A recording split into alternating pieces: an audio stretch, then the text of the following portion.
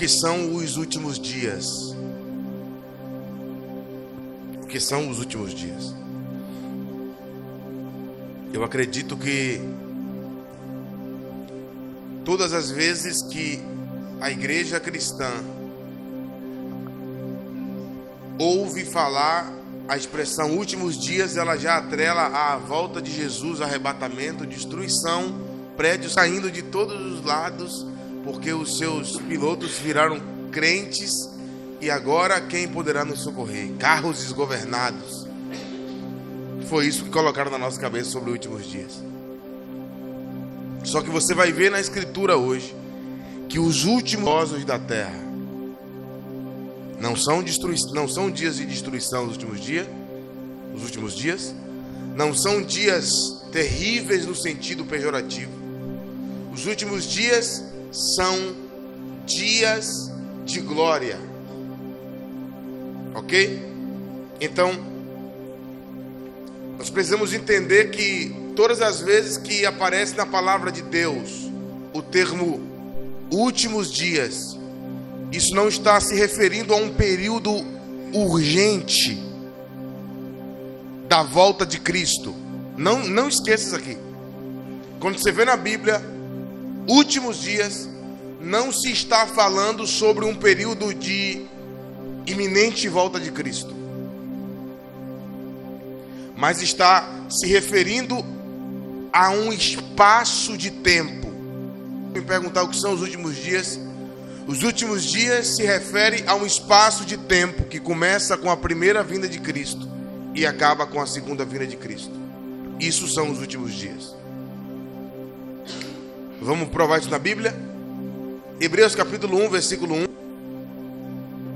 Hebreus capítulo 1, versículo 1. Encontre o texto, por favor.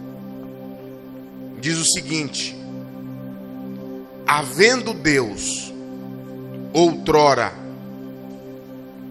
falado muitas vezes e de muitas maneiras aos pais, pelos profetas, nos últimos dias nos falou pelo Filho, a quem constituiu herdeiro de todas as coisas, pelo qual também fez o universo.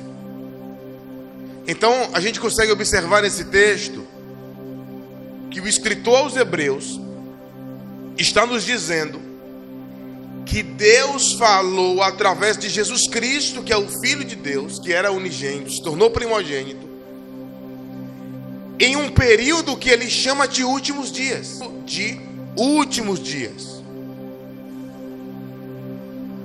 Então você percebe que o período em que Deus está falando aos homens por intermédio de Cristo é chamado na Escritura de os últimos dias. Quando um cristão lê a Bíblia e ele vê a expressão últimos dias, isso não pode arremetê-lo à destruição do Apocalipse, que também Apocalipse não tem nada a ver com destruição, viu? Mas é uma outra conversa. Depois a gente fala sobre esse Apocalipse aí. Encontre Atos capítulo 2.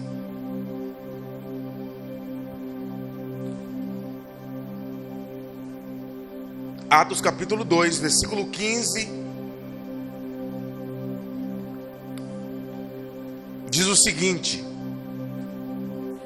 estes homens não estão embriagados, como vindes pensando, sendo esta a terceira hora do dia.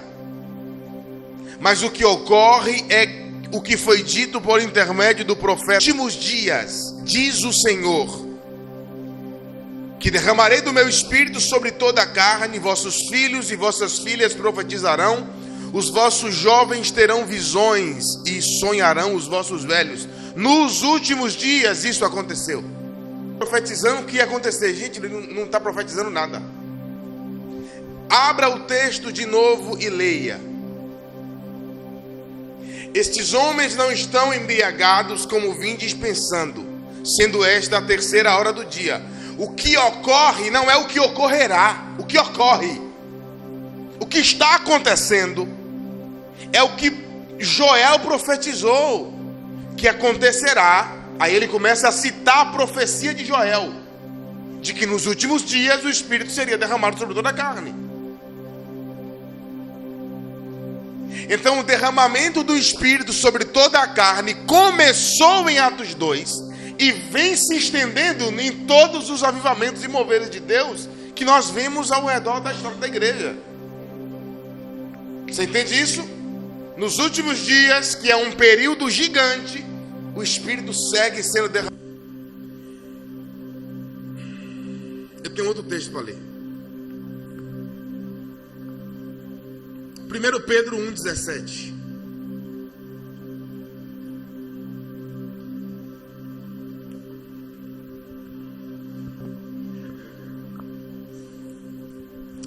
Pedro 1,17 diz o seguinte: ora, se invocais como Pai aquele que sem acepção de pessoas julga segundo as obras de cada um, portai-vos com temor durante o tempo da vossa peregrinação, sabendo que não foi mediante coisas corruptíveis como prata ou ouro que fostes resgatados do vosso fútil procedimento que vossos pais vos legaram, mas pelo precioso sangue,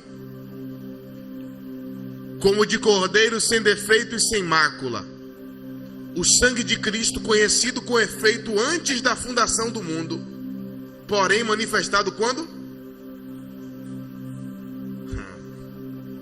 Peraí. O sangue de Cristo só vai se manifestar lá quando ele for voltar, ou ele já se manifestou?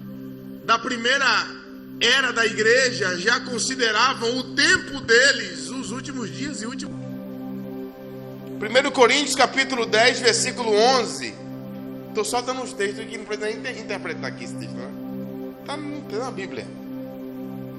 Estas coisas lhes sobrevieram como exemplos e foram escritas para advertência nossa, de nós, sobre quem os fins dos tempos têm chegado. Fim dos tempos e últimos dias são termos utilizados nas Escrituras para se referir a essa era, a era da igreja, uma era de restauração. Eu tenho mais texto. 2 Timóteo 3, do 1 ao 7. Encontre o texto.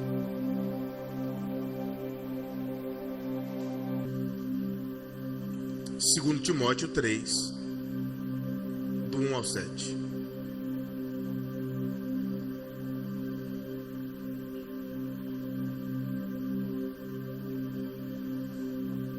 Sabe, porém, isso. A gente vai ler já. Esse texto aqui é um dos textos de mais malabarismo teológico.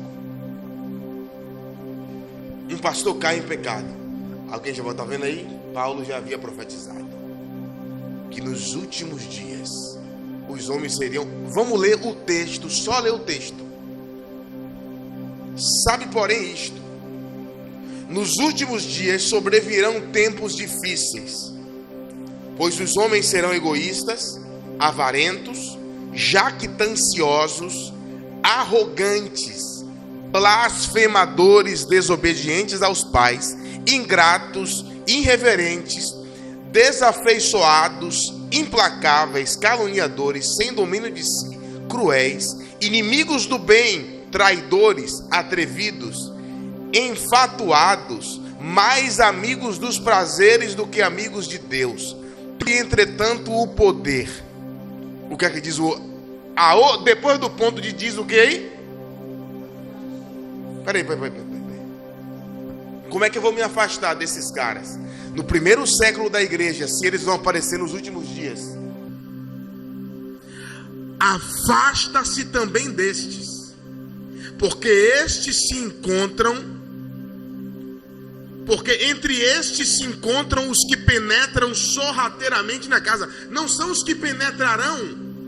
Esses homens aqui, jactanciosos, amantes dos prazeres e por aí vai, sem domínio de si. eles já se infiltram sorrateiramente nas casas e conseguem cativar mulherinhas sobrecarregadas de pecados, conduzidas de várias paixões. Todo mundo aqui conhece aquela irmã que luta para ser cristã de verdade, mas não consegue, porque luta com a própria força do braço, carregada de pecado, escrava de paixões. E aí esses desgraçados falsos líderes, as casas,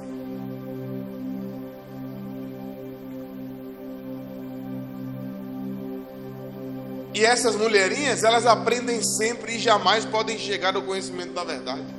Você conhece alguém assim? Que ouve, não chega ao conhecimento da verdade? Carregada de pecado. Então, observe que Paulo faz uma exposição do tipo de homens dos últimos dias e exorta Timóteo a se afastar deles. Então, Paulo está dizendo que nos seus dias já eram os últimos dias. Podemos ver também Tiago em sua carta, Tiago 5, 1 ao 3, encontre aí. Tiago vai exortar os ricos de sua época, usando essa expressão. Tiago capítulo 5, versículo 1.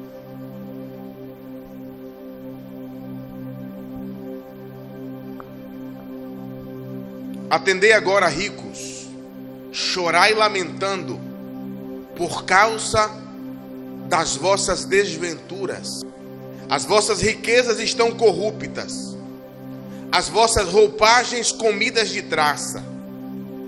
O vosso ouro e a vossa prata foram gastos de ferrugem, e a sua ferrugem há de ser por testemunho como fogo as vossas carnes, tesouros que acumulastes nos últimos dias. Tiago está exortando os crentes da sua época. E claro que isso serve para nós também. Não estou dizendo que não serve. Mas vamos lá. Tem mais um texto. Judas, capítulo único, né? Versículo 17. Você vai lá em Apocalipse 1 e volta uma página. Judas vai reafirmar o que Paulo já havia dito. Paulo já havia dito o que Judas vai repetir. Ele só vai repetir. Mas vocês, meus amados, lembrem-se das palavras anteriormente proferidas pelos apóstolos do nosso Senhor Jesus Cristo. Nos últimos tempos haverá zombadores andando segundo suas ímpias paixões. São estes os que promovem divisões, seguem os seus próprios instintos e não têm Quem promove divisão na igreja, seguindo a sua própria visão, o seu próprio instinto, está agindo como quem não tem o Espírito. Ainda bem que foi Judas que disse. Então, lendo, 5, 6, 7 textos, a gente leu, não lembro. O meu ponto aqui, lendo esses textos sem explicar muita coisa, é só deixar claro que as Escrituras nunca afirmaram que últimos dias ou fim dos tempos é uma época de grandes catástrofes, como a gente vê no Facebook. É pior do que no Instagram, né? Irmão, o Facebook é terrível. Eu nem entro lá mais. No Instagram tem também, mas no Face é pior. Explodiu a bomba, é os últimos dias. Caiu um prédio, é o fim dos tempos. Caiu não sei o que, Jesus está às portas. Está às portas. Jesus está assentado em um trono, até que todos os seus inimigos sejam postos por estrado dos seus pés. É isso que a Bíblia diz. Assenta-te à minha destra, até que, não levando daí, não vai ser. Então ele não está às portas. Os textos que ele diz, eis que estou às portas, se refere a outra coisa. Outro dia a gente prega, mas não é sobre isso. A questão é, Uma vez que nós entendemos o que são os últimos dias, a pergunta que nos resta é: o que a igreja deve fazer nos últimos dias? Qual é o papel da igreja nos últimos dias? E eu te respondo com Isaías capítulo 2, versículo 2. A gente vai ler o texto, mas quando você procura, eu vou te dizer uma coisa: os últimos dias é a época onde a igreja protagoniza na história. A igreja deve ser, eu sei que em diversos tempos ela não foi, mas a igreja deve ser influência da terra na sua época. Enquanto houver igreja, ela deve ser a maior influência. Só que existem pregações dizendo que você não deve conhecer nada sobre política. Não é isso? Por muito tempo pregaram dizendo que você não tinha que estudar e nem fazer nada e nem construir riqueza, porque Jesus estava voltando amanhã. E aí o filho de Satanás ficou milionário, o filho de Satanás virou juiz, e a gente está arcando com as consequências de escolhas que sequer tomamos.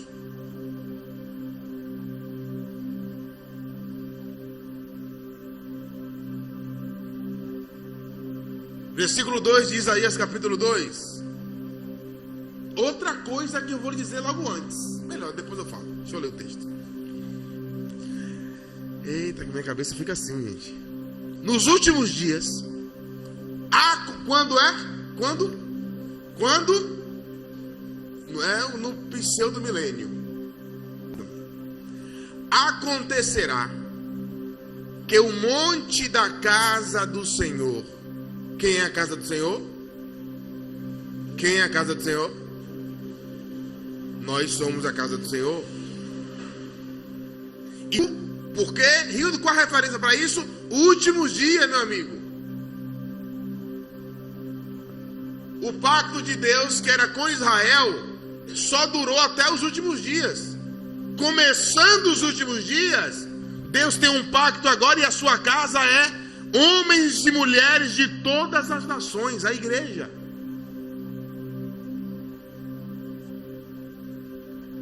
Nos últimos dias acontecerá que o monte da casa do Senhor, a igreja, será estabelecida sobre o cimo dos montes e se elevará sobre os outeiros. E o que é que vai acontecer? E para ele afluirão todos os povos. Irão muitas nações e dirão: vinde e subamos ao monte do Senhor e à casa do Deus de Jacó, para que nos ensine os seus caminhos e andemos pelas suas veredas. Olha para mim, essa Jerusalém aqui não é a Jerusalém de baixo. Essa Jerusalém aqui não é a Jerusalém antiga. Essa Jerusalém aqui é a que Paulo chama de Jerusalém de cima. Gálatas, não vou lembrar, está na Bíblia. Que nós somos filhos da Jerusalém de cima. Então, quando a palavra diz que de Sião sairá a lei, não está se referindo ao Sião físico que existia.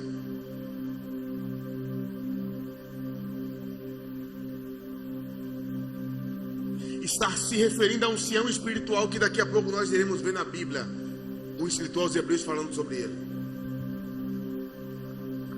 O que nós vemos em Isaías capítulo 2 é uma promessa sobre a casa de Deus nos últimos dias. Nos últimos dias, a casa do Senhor será estabelecida como a principal influência das nações. Eu não sei se vocês lembram. Acho que todos não lembram disso. Eu falei, o Rodolfo não está aqui, que é velho igual a mim. Não tem. Acho que Bia só. Se é que ela ouviu falar sobre isso. Eu vi Hernandes Santos contando sobre isso. O único avião que sobrevoou os céus dos Estados Unidos foi de Billy Graham, porque o presidente mandou chamar ele.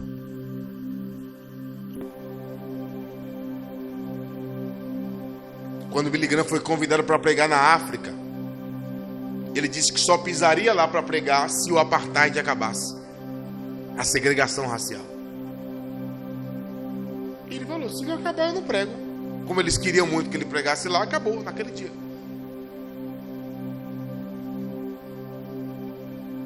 Só que aqui nós temos um ponto.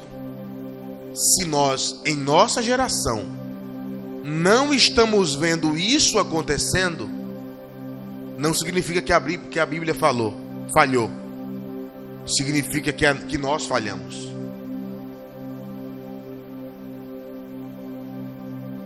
Porque os pré-milenistas históricos, eles dizem que o cumprimento desse texto é naquilo que eles chamam de milênio. Só que eu olho para a Bíblia e vejo nos últimos dias. Nos últimos dias. Que começou com a primeira vinda de Cristo. E acaba com a segunda.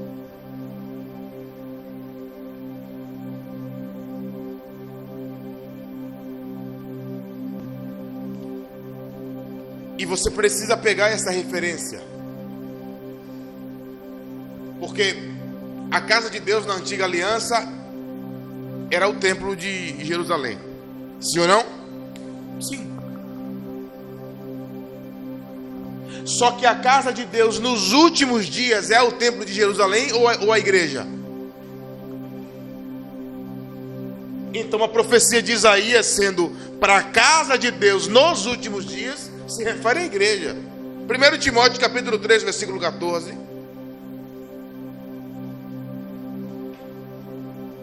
1 Timóteo capítulo 3, versículo 14. Diz o seguinte: escrevo-te estas coisas esperando ir ver-te em breve, para que, se eu tardar, como se deve proceder na casa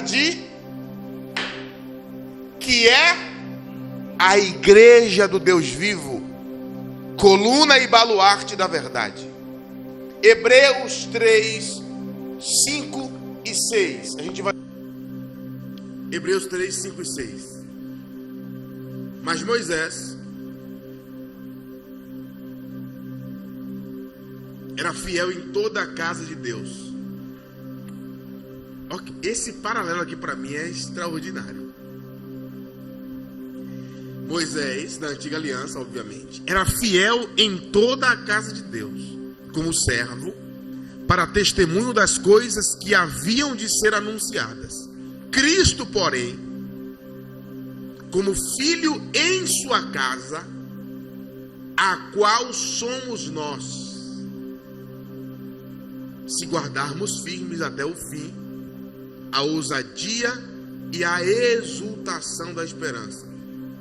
A primeira coisa que eu quero te provar com esses dois textos é que nos últimos dias a igreja é a casa de Deus. Israel não é a casa de Deus, Jerusalém é de Deus.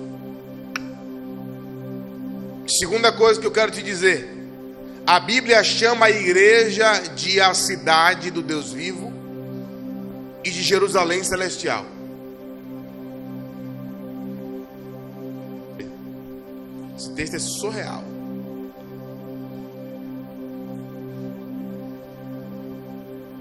Hebreus 12, versículo 18.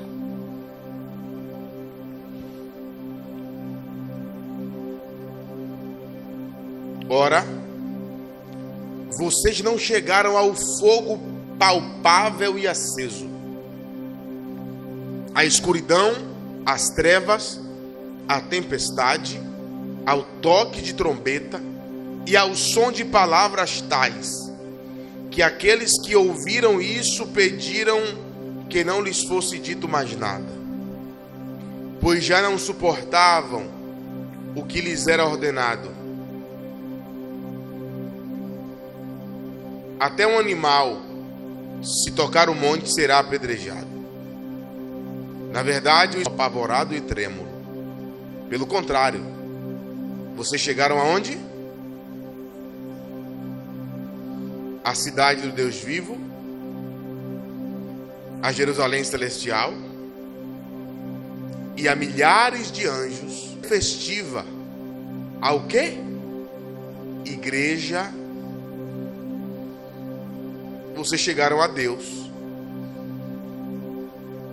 o juiz de todos, e aos espíritos dos justos aperfeiçoados, e a Jesus, o mediador da nova aliança, e ao sangue de aspersão que fala melhor do que o sangue de Abel. Você não vai chegar na Nova Jerusalém. Tu não vai chegar no Monte Sião. Você não vai chegar na cidade do Deus vivo. Você já chegou.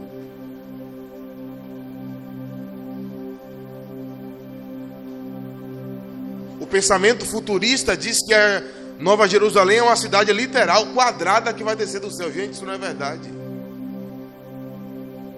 O que a palavra de Deus diz é que a Nova Jerusalém é a igreja. É a cidade do Deus vivo, Jerusalém celestial, igreja dos primogênitos, a assembleia festiva, a reunião das milhares de anjos, os espíritos dos justos aperfeiçoados, que somos nós, a Jesus, sangue da aspersão. Porque se você disser que não aqui é mentira, então vamos rasgar a carta aos Hebreus.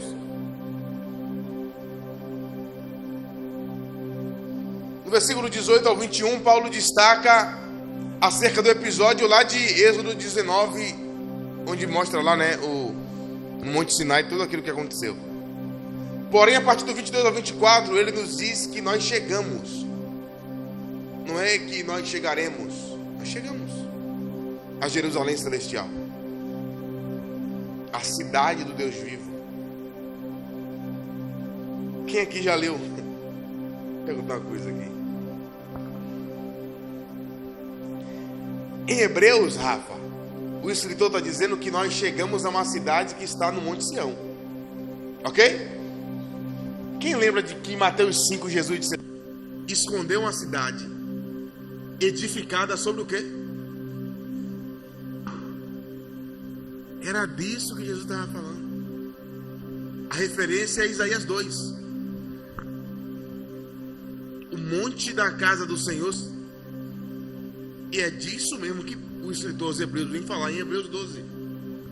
Chegamos ao Monte Sião, a Jerusalém celestial. Tu quer mais um texto, né? Vamos ver mais um texto. Só mais um texto.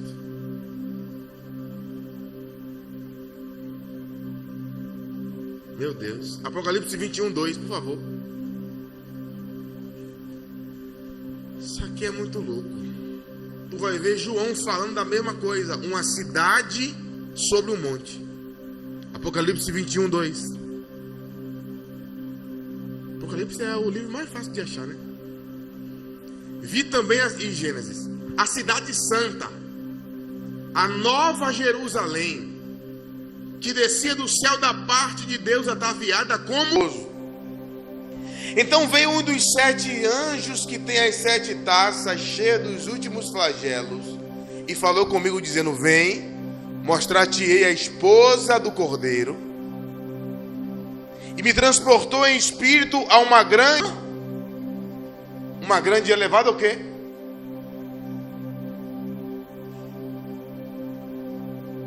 Montanha, monte.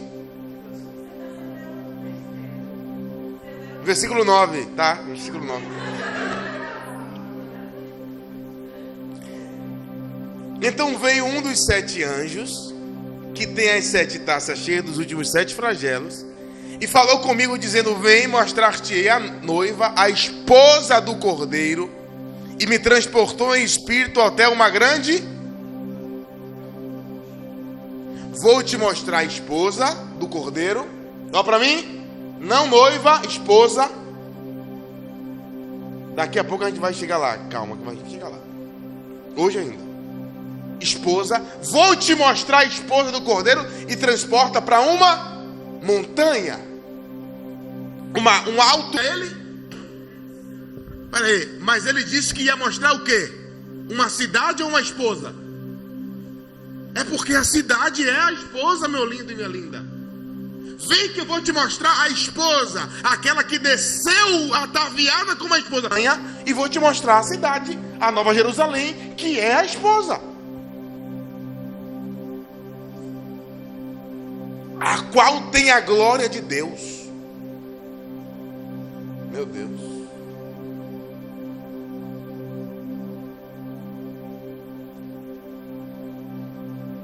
Então veja bem, a igreja é a casa de Deus dos últimos dias, que está sobre um alto monte, e que todas as nações hão de correr para essa cidade para buscar respostas. E é aí que a gente tem que se posicionar.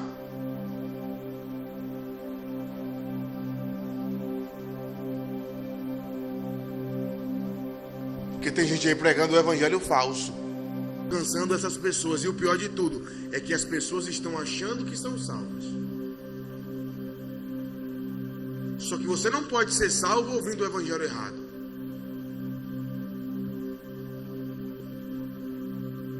A igreja chamada na Bíblia. Abra Efésios 5, 25, por favor.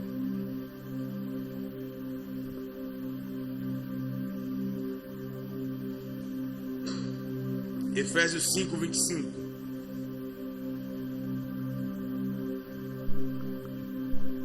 Maridos, amai vossa mulher, como também Cristo amou a igreja e a si mesmo se entregou por ela, para que a santificasse, tendo-a purificado por meio da lavagem de água pela palavra, para apresentar a si mesmo igreja gloriosa, sem mácula nem ruga, nem coisa semelhante, porém santa e sem defeito. Assim também os maridos devem amar a sua esposa como ao próprio corpo. Quem ama a esposa, ama a si mesmo. Porque ninguém jamais odiou a própria carne, antes a alimenta e dela cuida, como também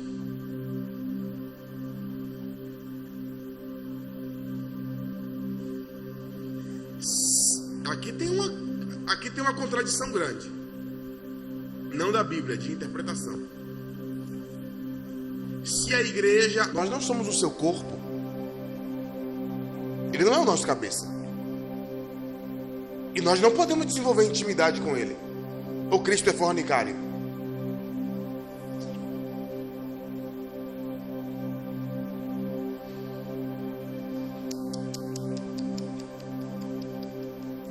Aí você vê o restante do texto aqui, como Cristo faz com a igreja. Aí está ponto e vírgula aqui no meu. Porque somos membros do seu. Bom, se somos membros do seu corpo, somos casados com ele. Não noivas dele, que iremos nos casar naquele grande dia. As bodas do Cordeiro começaram na primeira vinda de Cristo, e ele disse isso. Perguntaram: mestre, por que é que seus discípulos não jejuam? Ele disse: pode porventura os convidados para as bodas jejuar enquanto o noivo está aqui presente? Um negócio bonito lá, todo menino vestido de branco, sentado em uma mesa, e Jesus vai vir com uma bandeja e vai me servir, e eu vou abraçar, dizia Cassiane, né? E eu vou abraçar Jesus. Nada contra Cassiane, mas está errado.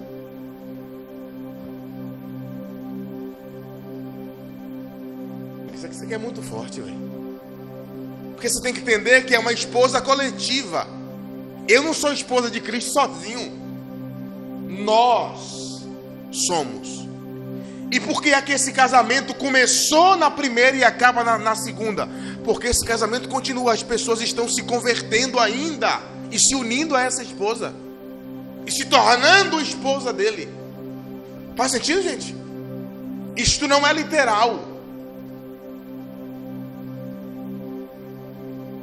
Então a igreja, ela está casada. Encontre 1 Coríntios 6 e a gente vai ver, só para botar a cerejinha do bolo disso aqui, para não ficar nenhuma dúvida. Sem esquecer que é a esposa de Jesus, né? Não é minha, não é sua. 1 Coríntios 6. Ou não sabeis, se une a uma prostituta, forma um só corpo com ela.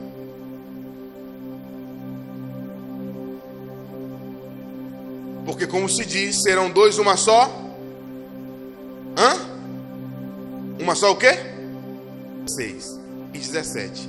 Serão ambos uma só. Desculpa. Mas aquele que se une ao Senhor é o quê? Olha para mim. Jesus está dizendo que assim como aquele que se une com uma mulher é uma só carne com ele ou com ela, aquele que se une ao Senhor é um só espírito com ele, porque é um corpo espiritual coletivo. Vamos lá. Tu vai se tornar corpo de Cristo ou tu já é? Que bom. Eu também sou.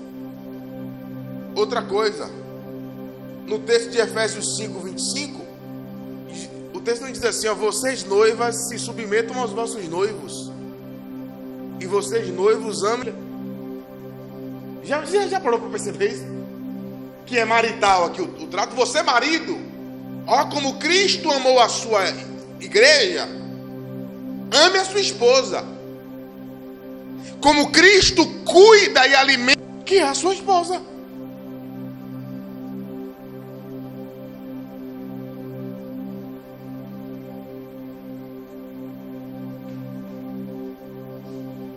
Amém, igreja de Deus?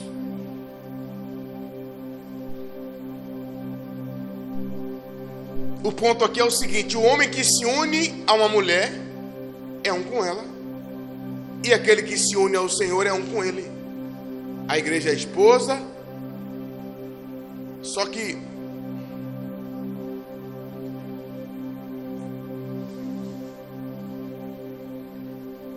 uma vez que a gente leu Apocalipse capítulo 21, eu quero ler agora o 21, 24. O 21, 24 de Apocalipse, Rafa, é um paralelo com Isaías capítulo 2, influenciando as nações. Apocalipse 21, 24. As nações andarão mediante a sua luz, e os reis da terra lhe trazem a sua glória. A gente leu: vem, te mostrarei a esposa do Cordeiro. Levou para um monte, no monte mostrou a cidade que é a nova Jerusalém. E aqui no 24 ele diz isso: as nações andarão mediante a sua luz. O que Isaías falou no capítulo 2, que os reis de muitas nações irão dizer, correrão e vão dizer, vamos e aprendamos, porque de Sião sairá a lei. Aqui é a nossa, aqui que está a grande questão. Entendendo tudo isso, qual o meu papel? Tendo entendido tudo isto, qual a minha participação nos últimos dias? O que eu preciso fazer nos últimos dias? Qual é o meu propósito? O trabalho da esposa do Cordeiro, que é a casa de Deus, da Nova Jerusalém, é trabalhar em parceria com o Espírito Santo, para que as nações... Eu estou lendo um livro do apóstolo Guilhermo Maldonado, e ele cita uma coisa extraordinária nesse livro. Ele fala de uma imagem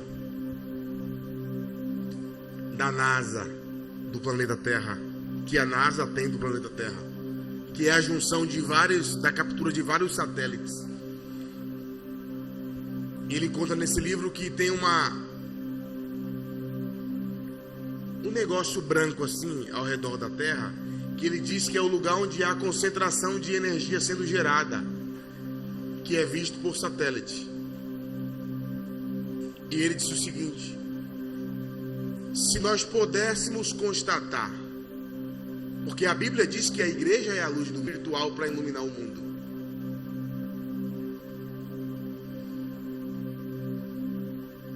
E ele conta que nessa captura da terra, algumas cidades com mais, outras com menos, quando há um apagão, fica bem fraco.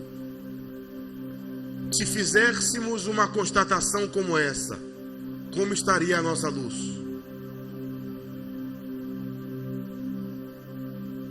O quanto nós temos influenciado?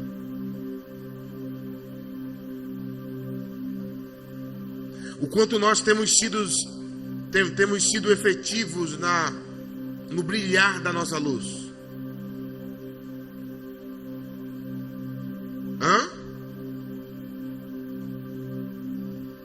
E a pergunta é: por que muita obra e pouco resultado?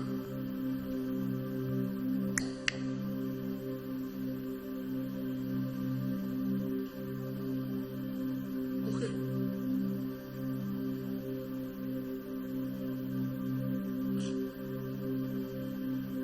Disseram pra gente que o importante é fazer a obra de Deus, né? Não foi isso que disseram a gente? Vamos lá agora. Que no tribunal de Cristo vão aparecer homens trazendo obras que são madeira, feno e palha, e outros vão trazer ouro, prata e pedras preciosas, ok? Qual é o tamanho de 1 quilo de ouro? É barra? Não sei. Mas é pouco, né? Dá para guardar no bolso, sim ou não? E 1 quilo de feno, tu guarda no bolso? Tem gente que a obra dele é só volume. Tem um monte de gente que vai chegar lá, diante de Cristo, com os caminhões de obra. Jesus, ele vai se impressionar com a minha obra. Aqui, ó. Abre os caminhões aí, velho. Feno, palha e madeira. Aí vai chegar o outro, com 2 caixas de... 2 caixotes assim, né?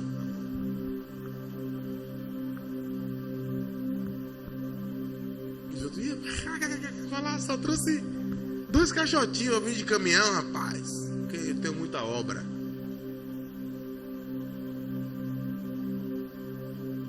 A questão é se a sua obra suporta o fogo. Fazendo é sustentável.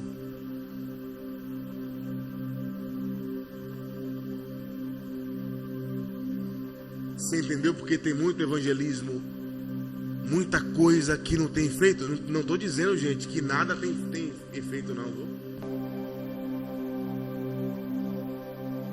Que é feno, palha e madeira, só tem volume.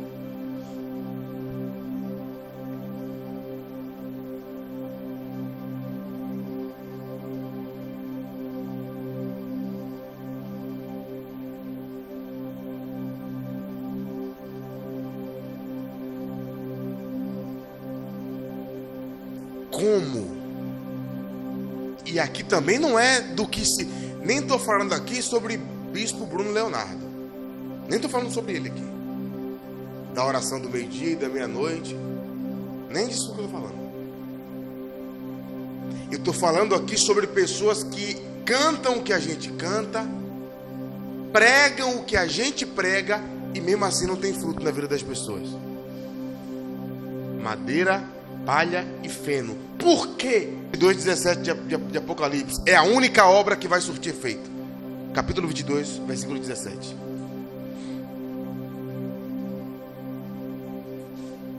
O Espírito e a esposa, em algumas traduções noiva, dizem vem. E que tem sede venha. E quem quiser, de graça, receba a água da vida. Sabe o que esse texto está dizendo aqui? Vamos entender o texto primeiro. Em primeiro lugar, ele não está dizendo que é o Espírito e a igreja dizendo vem Jesus. A primeira coisa que você tem que entender é que ele não está falando sobre isso. Não tem nada a ver com Jesus voltar nesse texto. A segunda coisa que você precisa entender é que a voz da esposa só é eficaz para atrair aquele que tem sede, se ela grita em parceria com o Espírito Santo. Se você colocar um aparelho de som na praça de Simões Filho e você não tem vida de secreto óptica, vai cair no mesmo lugar. Como é que você desenvolve parceria com o Espírito sem oração em línguas? Como é que você desenvolve parceria com o Espírito sem jejum? Como é que você desenvolve parceria com o Espírito sem ler a Bíblia?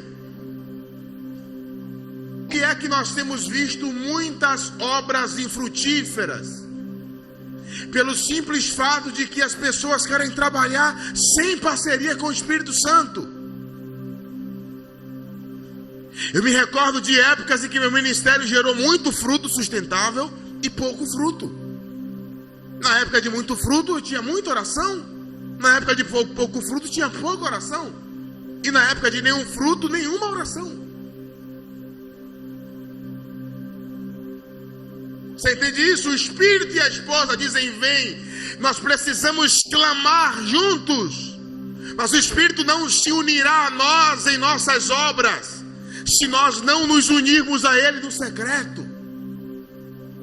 O Espírito Santo não vai respaldar publicamente aquele que não honra a sua presença no secreto.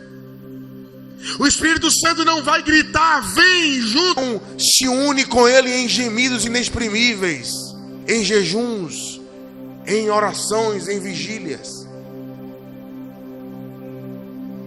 E aquele que tem sede não pode ouvir a voz de uma igreja que não tem sede, vai ouvir a voz de que tem a água para matar a sede dele. E Jesus disse em João capítulo 7 que o Espírito Santo é a água viva.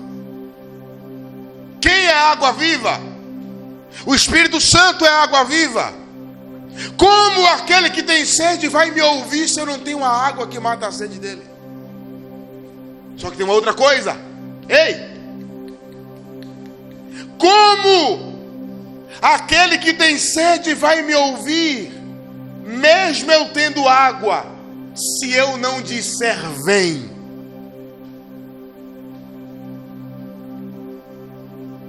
Aquele que tem sede não vai ouvir aquele que diz vem sem água.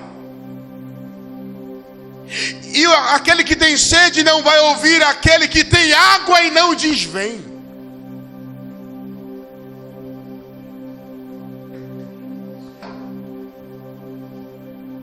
As pessoas vão e continuam secas. Então aquele que reconhece que tem a água precisa urgentemente gritar vem. Acontecer?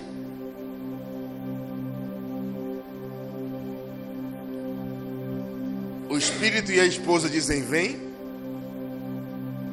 Aquele que ouve diga vem. Quem ouve? Primeiro o Espírito e a esposa dizem vem. Alguém vem e bebe. Esse que ouviu água, ele também começa a dizer vem.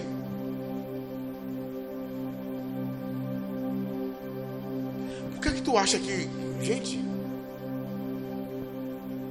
O que é que tu acha que acontece nos avivamentos?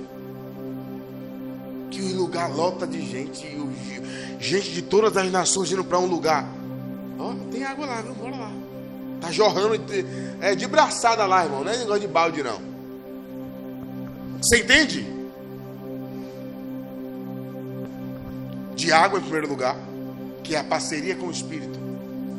Em segundo lugar, dizer vem.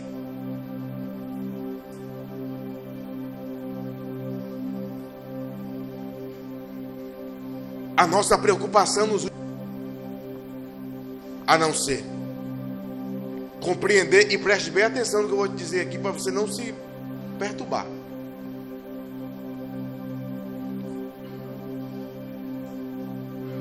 Estava dizendo a Bia essa semana, acho que eu falei com o Rafa também, acho que também falei com Marta. Eu falei com alguém que eu preciso urgentemente voltar a orar 8 horas. Estou orando 4. Já estou perturbado.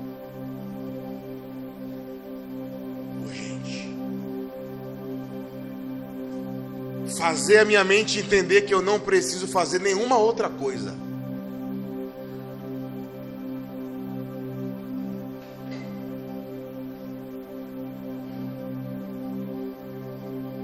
E talvez você está se rindo e eu e você tem um ouvido e Deus tem uma voz. O que é que Deus quer de você?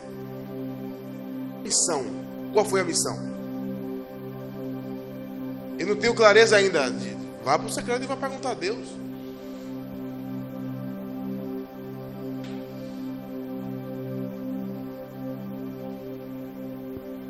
Porque falta do fluir das águas do Senhor através de nossa vida se dará ao fato de que nós estamos preocupados e ocupados com coisas as quais nós não deveríamos estar ocupados e preocupados com elas. Entende isso? Por que John Wesley foi uma bênção no seu tempo? Eu estava refletindo sobre isso. Meu Deus, o que William Seymour tinha? O que Kathryn Kuhlman tinha? Se ocuparam com a coisa certa. Qual é a coisa certa com a qual você deve se preocupar? Só tem duas coisas. A mais importante, que é o secreto, e a segunda, mais importante, a sua missão. Só que a sua missão flui do secreto. Saber qual é a missão e não ter tempo no secreto é um carro sem gasolina.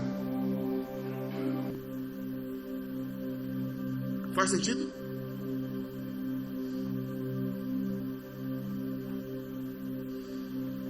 O Espírito Santo me disse algo hoje, que ele tem me dito há uns dias. É uma visão bem maluca mesmo. Eu fecho o olho assim, ó, e eu vejo esse negócio aqui tomando a cidade. Isso aqui mesmo, fazendo assim, ó. Tipo assim, não é a parede caindo, não. Não vou saber, é uma visão, não vou saber explicar. Mas tipo assim, é como se fosse de borracha. E lá desceu assim,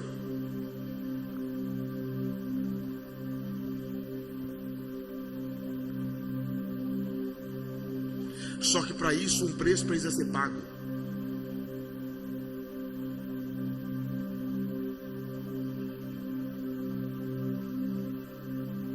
As pessoas estão maconheiras, cheiradoras de cocaína, tomadoras de cachaça, frequentadoras de paredão, e o Senhor está precisando de trabalhadores, não é de voluntários.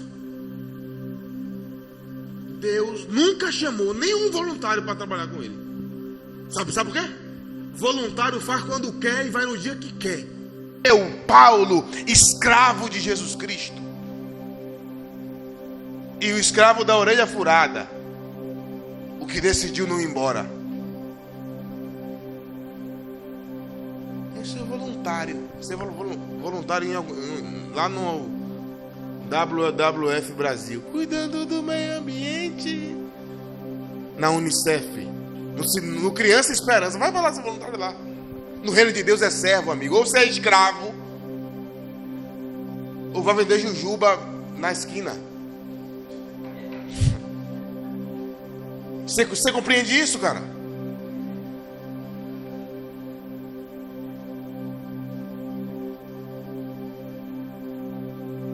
Água. A preocupação da igreja deve ser influenciar as nações com o poder do Evangelho. Espírito Santo. Disseram pra gente, encontre Atos 3:19 e eu acabo aqui. Disseram pra gente, é por destruições, terremotos e blá blá blá.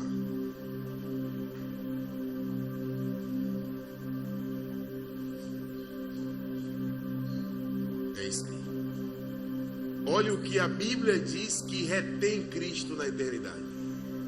Arrependei-vos, pois, convertei-vos para serem cancelados os pecados, a fim de que da presença do Senhor venham tempos de refrigério, e que Ele envie o Cristo, que já foi designado Jesus, o qual é necessário que o céu retenha até os tempos da restauração de todas as coisas, de que Deus falou por boca dos seus santos profetas desde a antiguidade. Restauração de todas as coisas dos seus profetas. A gente leu o que em Isaías capítulo 2? O profeta falando sobre a restauração das nações. próprio Jesus disse: façam discípulos de todas as nações, retendo Cristo até que. Teve um cara que um dia falou comigo assim: mas aí então está dizendo que é porque Deus tem um tempo específico para restaurar todas as coisas e Cristo vai ficar retido lá, então vai ser restaurado quando ele vier. Eu falei: isso está errado. Ele falou: por quê? Eu falei: porque graças a Deus que está na Bíblia umas 4 vezes: assenta-te à minha destra, é o céu retendo ele até que os seus inimigos sejam pisados. Até a década de 80 eu acho que mulher não votava, né? Tinha uma época que mulher não votava. Não vou precisar aqui qual era o ano, qual era a década. Escravidão. 2 inimigos de Deus que foram pisados. Segregação racial. Mais um inimigo de Deus que foi pisado. O que mais? Machismo, feminismo, todos os ismos. Todos os ismos aí.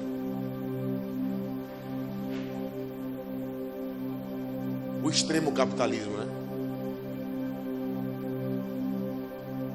Então olhe bem, os inimigos de Deus estão sendo pisados.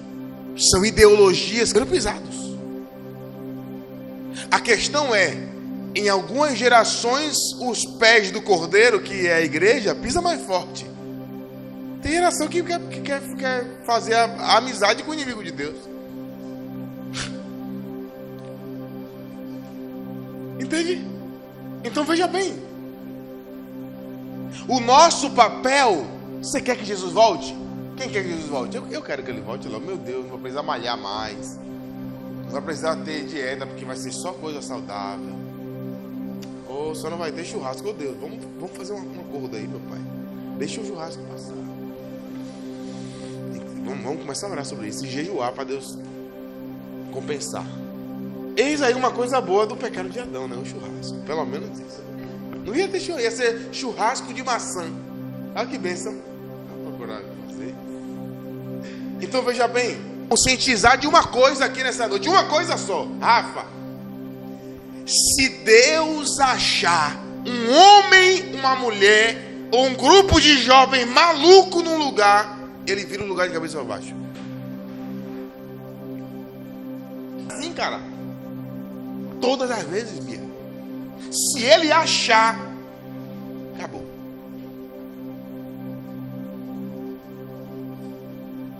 Estava conversando com um amigo hoje de manhã. Porque Deus achar é uma coisa interessante. Porque a eficácia da obra que Deus fará através de você depende da obra que Ele conseguir fazer em você. Que é para Ele não te perder. Você entendeu isso? Essa é uma das razões que você precisa ir para o secreto em parceria com o Espírito Santo. Porque é a profundidade da obra que Ele faz em você lá dentro que vai dizer o quanto Ele pode te usar para o mundo. Então está nas suas mãos, está na minha mão, está na mão de